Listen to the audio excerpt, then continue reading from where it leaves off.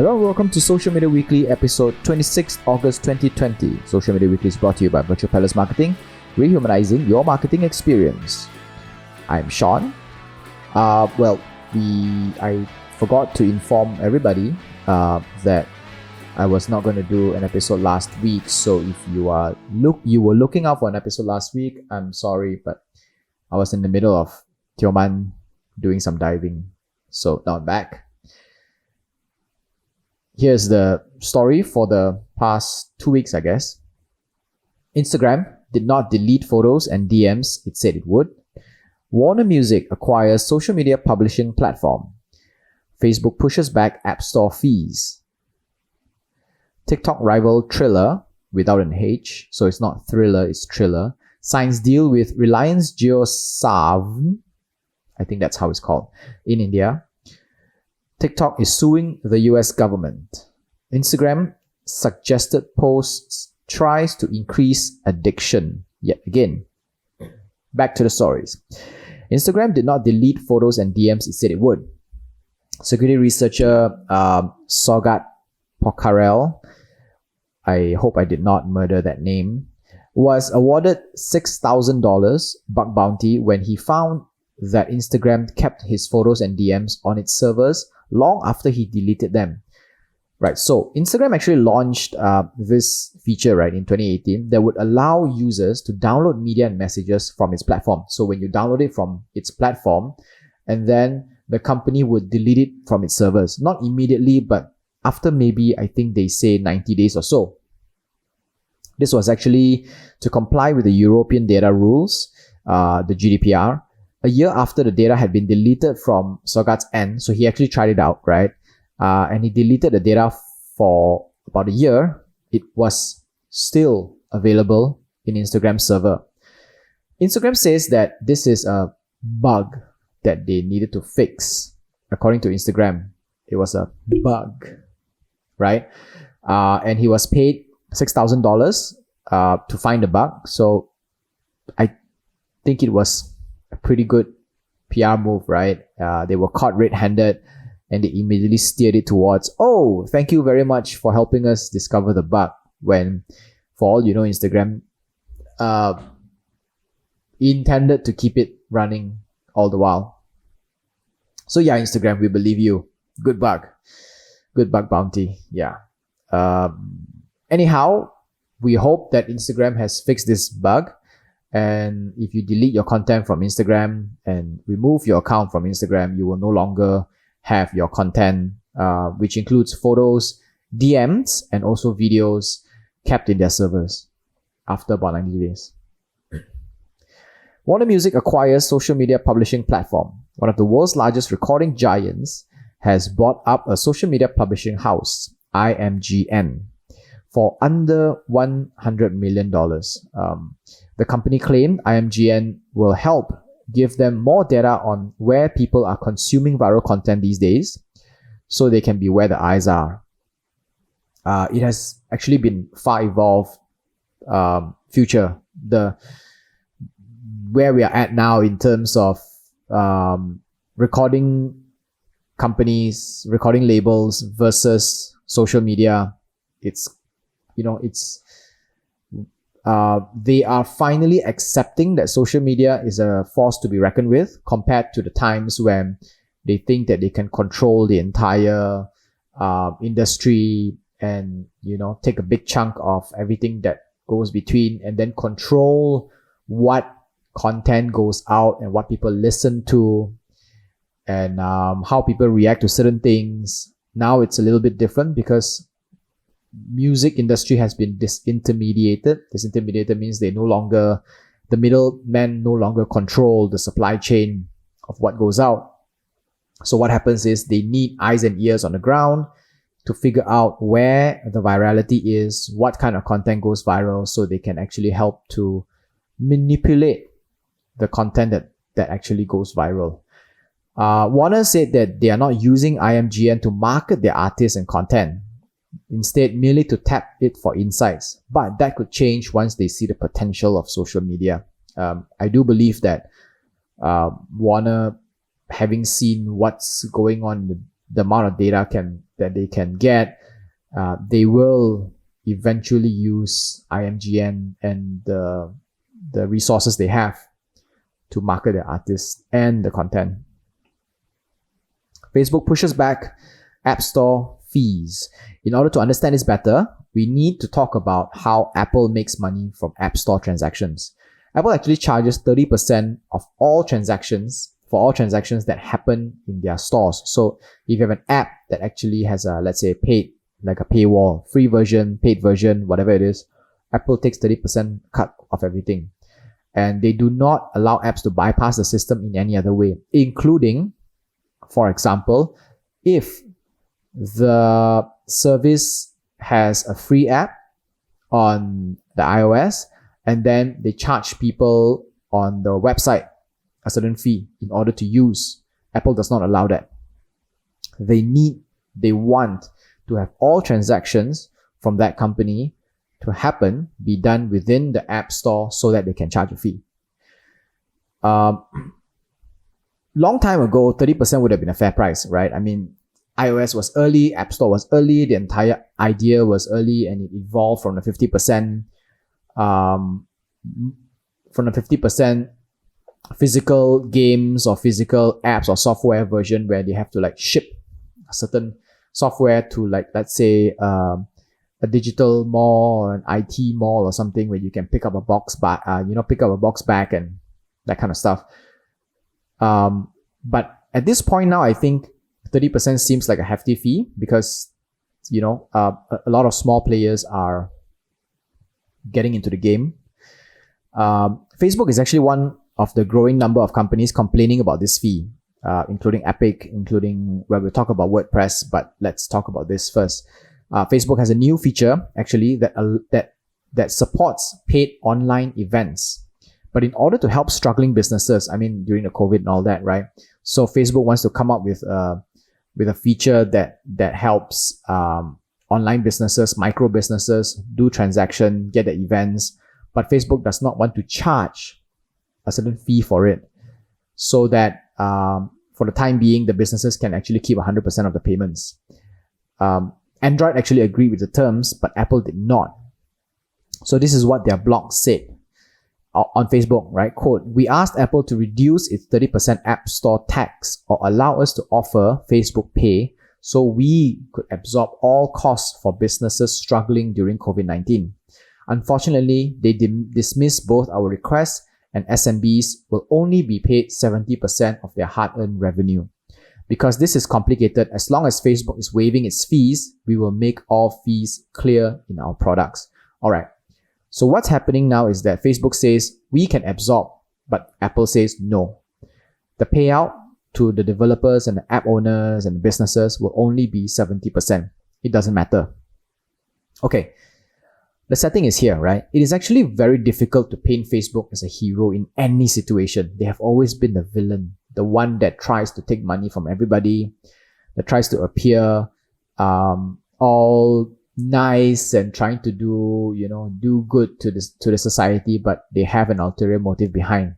But this incident managed to spin things their way. I really congratulate their PR team who was able to take this and spin it the other way and make them actually look good coming out of this in the end. It's so difficult to look at this in a way that we can cite Apple, to be honest. I mean, yes, Apple owns the App Store, right? But the App Store has become so big that it is monopolizing the app distribution globally. And so this is a problem on the other end, which is nothing to do with social media, but Facebook's side has something to do with social media. And Facebook coming out of this looking good is rare, but points to you. On top of this issue, Apple had to deal with a lawsuit against Fortnite game developer Epic for a similar problem as well.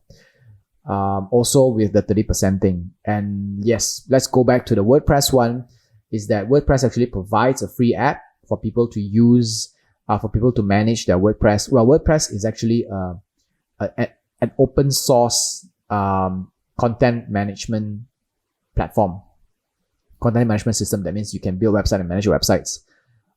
it's open source, which means that it's essentially free.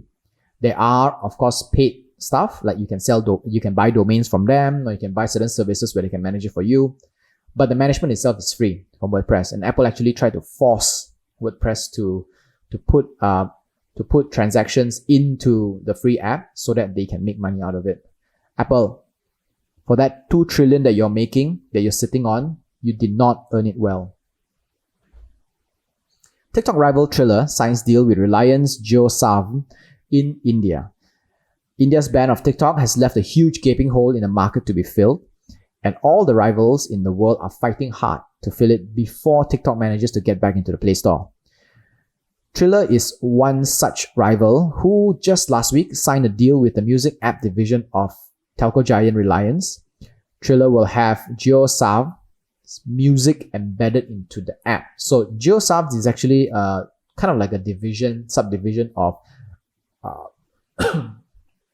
Reliance Jio, which is a telco company, and they are in charge of all the music, right? Kind of like a music label, which for India, they actually rely on the telco to provide this kind of like a package deal kind of thing. And Triller got in there, embed all the music into its app so everybody can use the music off the bat, which Triller said is actually just one of the first of the many announcements to come.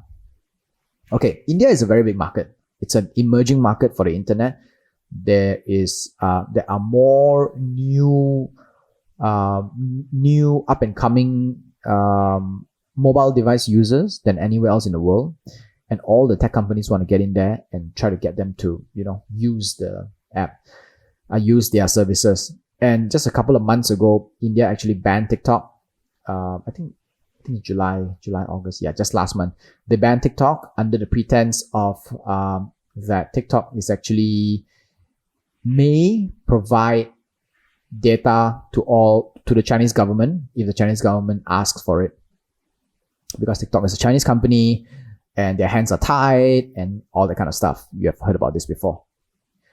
So now that there is a hole in it, Instagram Reels is in there trying to rake up all the user base. Triller wants to go in there to rake up the user base. So this is good because Triller is more localized in a sense that when they work with a local company, then they have access to the local resources, the music that people listen to, data on the virality of the kind of music. And it's not a global approach, but the local approach gets it to, bite even easier. TikTok is suing the US government. Well, we saw that coming, right? The lawsuit claimed that the US government did not have evidence to prove that the company is sharing data with the Chinese government. So it's all just hearsay and speculation and conspiracy theory. They also claimed that they made all necessary measures to keep user data out of the Chinese government's hands, including having servers in Singapore and the USA, in which the Chinese does not have jurisdiction over. It didn't help that major tech journalists that's all good that TikTok is doing all this and taking steps on it. But I think just last week there was an announcement, there was a report by a lot of journalist sites stating that they found that TikTok was actually collecting MAC addresses of Android users for the past 15 months. This tactic is actually, by the way, banned by Google. Okay, let me explain to you what a MAC address is. A MAC address is kind of like the code that is tied to your phone number. The code that is tied to your device, which means that as long as you use that device, that code, the series of numbers is the name for your device. And that can be as, if your phone has a 2-year cycle, a phone has a 3-year cycle, for the next 2 or 3 years, that can essentially be the name, your name. The MAC address is your name. So they will know where you go, what you do, and they can track that same MAC address to everything that has been going on for the past 2 to 3 years. And this is quite scary, and that is the reason why Google has banned it. And they recently found out, and I believe TikTok has disabled this feature. But usually what happens is when they track when these tech companies and everything track your data usage, right, they do it anonymously. So they give you a code, and the code will usually be recycled or it will be changed every now and then. All they want is actually the data on how many people do what, where, and when, not who actually does what, where, and when. And I think because initially, when TikTok was built by the Chinese, they use MAC address because it is okay for them. Because I think, I'm not sure, but I have a strong hunch that WeChat also taps into your MAC address. Because the Chinese government wants to know where everyone is and what they're doing and how they're consuming stuff and what they're buying and, how they're paying for stuff, all these kind of things. But for the rest of the world, this is an invasion of privacy. And TikTok did not change the way they collect data, even though they are now a global company. So yeah, whether you side with TikTok or the US government, you can say that it's a conspiracy theory and all that stuff. But yeah, the MAC address report just blew it out the window. Instagram suggests posts.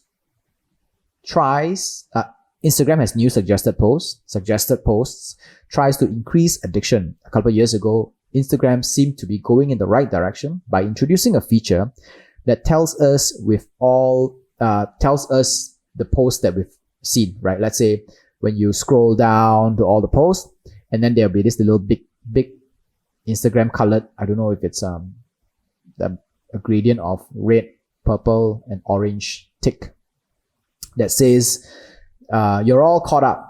And then below that are all your old posts that you have seen before. The reason for that one was a company's initiative to reduce screen time and curb social media addiction. At that time, it was a big thing. I think it was last year or a couple of years ago. So this version of Instagram seemed to have quietly disappeared. Now, below the You're All Caught Up divider, you will be treated with endless posts by accounts you don't follow. So a lot of posts and everything, then you can have a look at it and you get hooked on because there are new stuff that you've never seen before by people you've never met before or accounts you've never seen before. So it's kind of like the Explore tab in your main feed, right? They put it in because for people who don't want to be addicted to Instagram, they see what their friends do, and once that's done, they close it. But those who want to see more, they can go to the Explore tab. So what they're doing now is they're actually bringing the Explore tab into your main feed. So it increases the chance of you staying longer and liking more accounts and therefore staying longer. This is, and also actually during this whole section with the suggested post, right, the ads will continue. It's part of Instagram's move to keep us hooked into the app again and follow more accounts so we can see more stuff and so on and so on. Facebook, Instagram, you can never expect anything more from them. This is what they are. They are non-ethical. I think the term is called ethic agnostic or something. They're amoral. They're amoral. They're not ethical. They're not unethical, but they're not ethical. They care about the bottom line, and this is what they would do. Right, that's all for Social Media Weekly this week. Social Media Weekly podcast available on Anchor FM, Google Podcasts, Apple Podcasts, Spotify, and more. Our full videos are available on YouTube, and we post bits and clips on Instagram and Facebook. Oh yes, I am starting out a cute little technology weekly update podcast called Laytex Weekly, which is layperson, tech with an S behind, weekly. And it's kind of like what Social Media Weekly is. It's just that I compile all the latest technology stuff and talk about it. It's a little spin-off and a pet project, personal pet project. So if you have time for it, go check it out on I don't know if it's on anywhere else yet, but it could be on Anchor right now. Okay, yes, it will probably be on YouTube as well. So that's all. See you next week. My name is Sean. Au revoir.